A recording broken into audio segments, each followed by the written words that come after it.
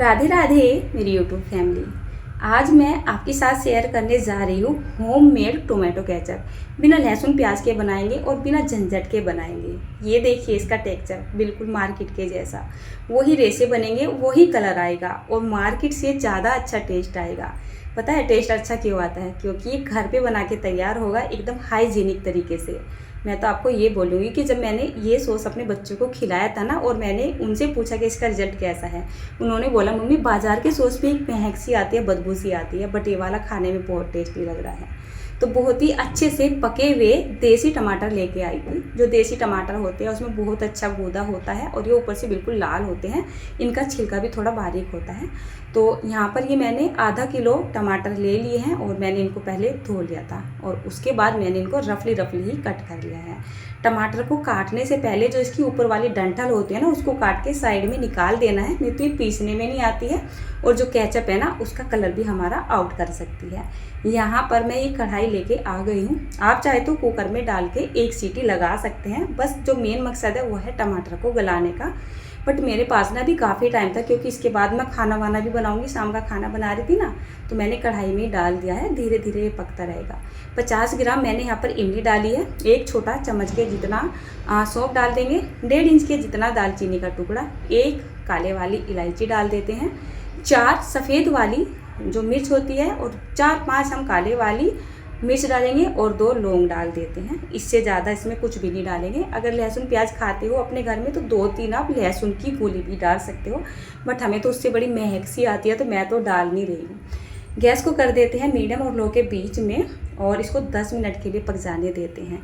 आप चाहे तो यहाँ पर आधा चम्मच नमक भी डाल सकते हो, मैंने डाल दिया था। नमक डालने से टमाटर जल्दी से पक जाते हैं और वो अपना मॉइस्चर छोड़ देते हैं।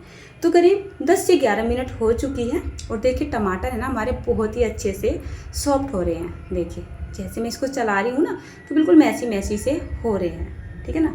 तो हमें क्या करना है, हमने यहाँ पर जो ये दालचीनी डाली थी और इलायची डाली थी ना, इनको निकाल लेते हैं। बाकी के मसाले नहीं निकालेंगे, मैंने बहुत ही कम क्वांटिटी में डाले थे। और गैस को ऑफ करके इसको छोड़ देते हैं करीब हम 10-15 मिनट के लिए, या फिर ये जब तक अच्छे से ठंडा ना हो जाए। तो चलिए 10 से 15 मिनट हो चुकी है और ये अच्छे से ठंडा भी हो रहा है। तो चलिए हम आगे का काम निपटा लेते हैं। तो ये मिक्सी का जार लेके आ गई हूँ और मिक्सी के जार में इनको डाल देना है। एक बात का आपको और ध्यान रखना है, हमने यहाँ पे इमली डाली थी। इमली में कितनी बार ना ये बीज होते हैं, तो इनको निकाल के साइड में कर देने हैं, नहीं तो इसका जो टेक्सचर होगा ना हमारे टोमेटो सॉस का, उसका टेक्सचर ख़राब हो जाएगा अगर इसमें बीज पिस जाता है। तो चलिए इसका ढक्कन लगा देते हैं और इसका एक बढ़िया फाइन सा पेस्ट बना के तैयार कर लेंगे। मिक्सी को कम से कम 2 से 3 मिनट के लिए अच्छे से चलाना है, मतलब बिल्कुल बारीक सी प्यूरी बन जानी चाहिए। ये कढ़ाई में लेके आ गई हूँ। तो चलिए सॉस बनाने की तैयारी करते हैं। और काम में मेरे साथ ऐसा होता है कि मैं छलनी पहले ही लेके आ गई थी और वापस से जा रही थी किचन में छलनी ढूंढने के लिए। तो शुक्र है मेरी नज़र पड़ गई यहाँ पे। तो चलिए ये जो हमने प्यूरी बना के तैयार की है, इस तरीके से इस छलनी में डाल देते हैं और इसको ना लगातार चलाते हुए किसी स्पून से या फिर चमचे वगैरह से अच्छे से चलाते रहेंगे। और जितना भी हमारा पल्स होगा ना, प्यूरी होगी, छनने के बाद सारी नीचे आ जाएगी। अगर आपके पास इस तरीके की छलनी नहीं है ना, तो आटा छलनी तो होती होगी ना, सभी के पास होती है, आप उस पर डाल के भी छान सकते हैं। छानने का जो मेन रीज़न ये है कि इसमें थोड़े बहुत जो रेसे हैं ना, जैसे इमली वगैरह डाली थी या टमाटर के छिलके वगैरह होते हैं, वो सारे ऊपर छलनी में रह जाते हैं और हमें मिल जाती है यहाँ पर एकदम फ्रेश प्यूरी, बिल्कुल दानेदार, ठीक है ना। तो एक एक रेसा बनता है इस तरीके से जब हम घर पे सॉस को बनाते हैं। तो चलिए गैस को ऑन कर दिया है और ये कढ़ाई रख देते हैं। अब इसको बनने में ज़्यादा टाइम नहीं लगेगा, बस मुश्किल से 6 से 7 ही मिनट लगेगी। अभी मैं बाकी का सामान लेके आ गई हूँ। वैसे तो इसमें ज़्यादा सामान नहीं डालेंगे, मार्केट में तो शायद मसाले वगैरह भी डालते हैं, लहसुन प्याज वगैरह भी डालते हैं, बट मैं तो नहीं डालूंगी। और लहसुन प्याज हमारे घर में नहीं खाया जाता है, उसको तो मैं बिल्कुल नहीं डालने वाली हूँ। आधा चम्मच के जितना नमक डाल देते हैं। एक बढ़िया सा चम्मच भर के सॉस में अच्छा सा रंग आ जाए, देगी मिर्च वाला पाउडर डाला है। लाल मिर्च का पाउडर नहीं डालेंगे, नहीं तो जो है ना ये तीखा हो जाएगा और इस तरीके की चीज़ें बच्चे ज़्यादा खाते हैं। 200 ग्राम चीनी डाल दिया, 100 ग्राम मैंने गुड़ डाल दिया है। जैसे मैंने यहाँ पे गुड़ डाला है ना, तो गुड़ से हमारे जो सॉस है यानी कि जो हमारा केचप बनेगा, इसका टेस्ट और टेक्सचर, इसका कलर एकदम निखर के आएगा, मार्केट से बहुत ही ज़्यादा अच्छा। जब आप इसको अच्छे से चला लोगे और जब इसमें एक उबाला सा आना लगेगा तो आपको पता लग जाएगा कि इसमें पानी की ज़रूरत है या नहीं है। तो मुझे यहाँ पर ये काफ़ी गाढ़ा गाढ़ा लग रहा था, तो करीब मैंने 100 ग्राम के जितना पानी यहाँ पे डाल दिया है। तो अभी तो गर्म है ये, अभी आपको ऐसा लग रहा हो बहुत पतला सा हो रहा है, बट जब ये ठंडा हो जाएगा ना तो काफ़ी गाढ़ा हो जाता है। तो थोड़ा सा पानी डाल ही लीजिएगा।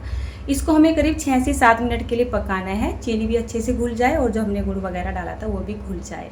और देखिए हमारा टोमेटो केचप बन के बिल्कुल ये तैयार हो चुका है। देखिए अब हम गैस को ऑफ कर देते हैं और इसको थोड़ी सी देर के लिए और चला लेंगे और फिर इसको ठंडा होने के लिए छोड़ देंगे। उसके बाद इसको स्टोर करेंगे।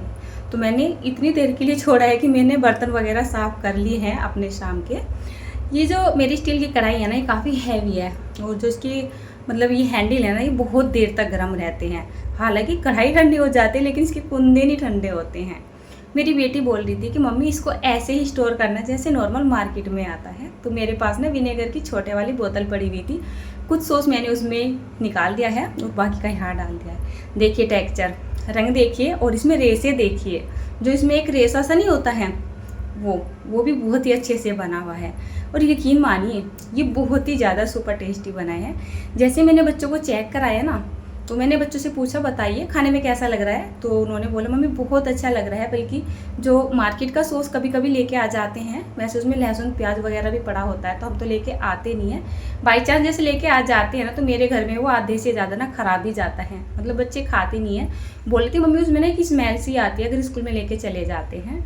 तो बच्चे अब जैसे स्कूल जा रहे हैं तो बोले हमारे लंच में आज पराठों के साथ अचार मत रखो, हम ये सॉस ही लेके जाएंगे, हमें खाने में बहुत ज़्यादा टेस्टी लग रहा है। तो बच्चे इधर हो चुके हैं स्कूल के लिए तैयार। सॉस मैंने ये शाम के टाइम में बनाया था और ये जो वीडियो है ये है सुबह के टाइम की। अब आप बोलोगे दीदी आप सुबह नहाए नहीं थे क्या, आप कपड़े वही पहन रहे हो?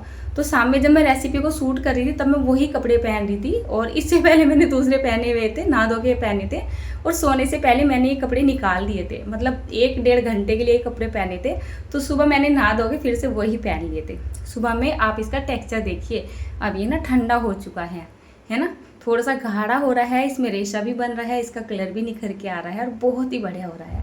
इस सॉस को आप एक बार बना के लंबे समय के लिए 1-2 महीने के लिए आराम से फ्रिज में स्टोर करके रख सकते हो। अच्छे सॉस की क्या पहचान होती है, लेकिन ना तो ये बहुत ज़्यादा गाढ़ा है और ना बहुत ज़्यादा पतला है। ये जो स्पून है ना, इस पर इस तरीके से चिपक रहा है। मैं तो ये बोलूँगी बाजार से ये बहुत ज़्यादा अच्छा बनाया हुआ है। एक तो बिल्कुल हाइजेनिक तरीके से बनाया हुआ है और टमाटर भी इसमें फ्रेश लिए हुए हैं।